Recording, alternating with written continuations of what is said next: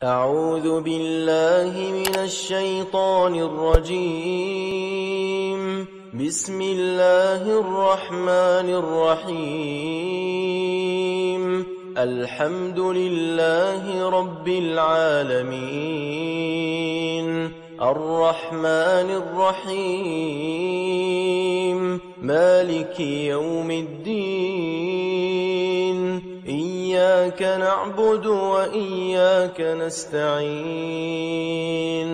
اهدنا الصراط المستقيم. صراط الذين أنعمت عليهم غير المغضوب عليهم ولا الضالين.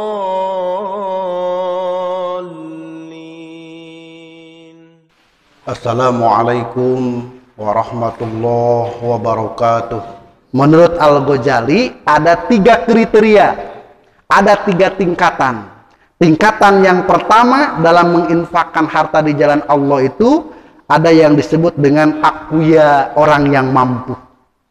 Jadi orang yang mampu membelanjakan harta di jalan Allah itu seperti Abu Bakar.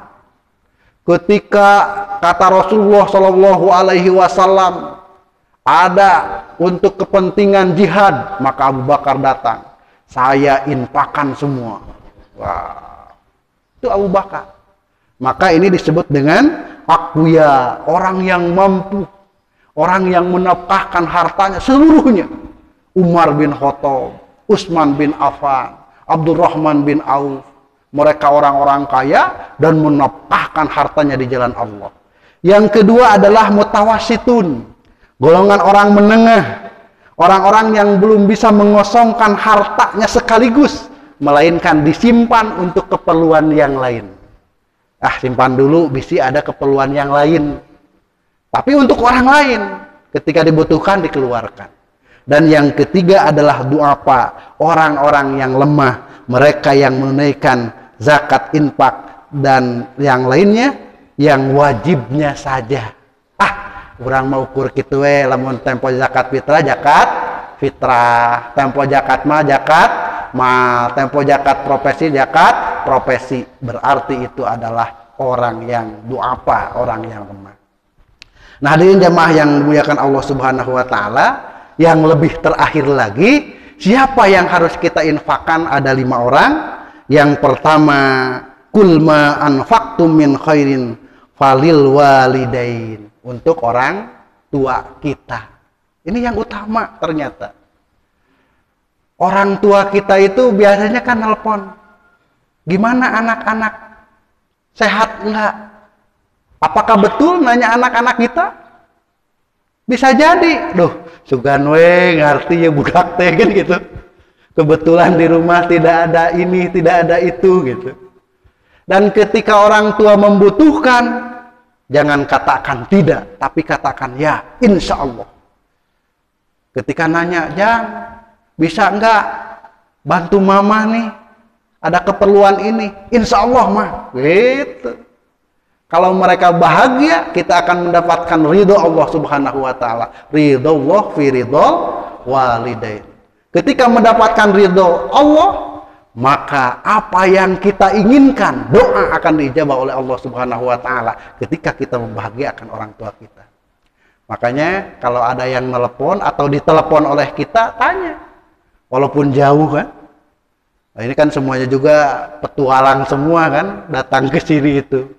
Ada yang dari Jawa, dari Tasik, dari Garut, dari Cianjur, dari Bandung dan lain sebagainya. Tetap komunikasi. Nah, yang kedua, wal akrobin. Wal akrobin itu adalah kerabat dekat. Bisa saja tempatnya kita punya adik, tapi adiknya bukan adik Hendrayana maksudnya, punya adik gitu.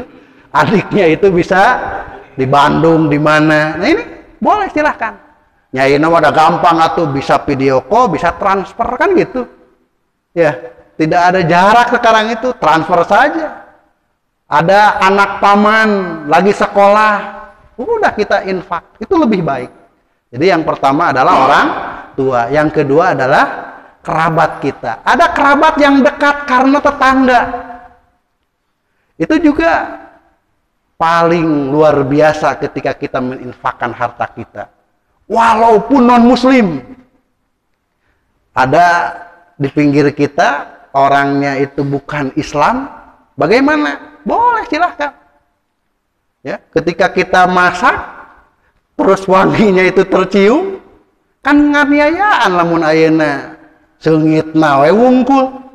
Ari ayeuna ida tobah tamarokotan faaksir ma'aha, kata Rasulullah.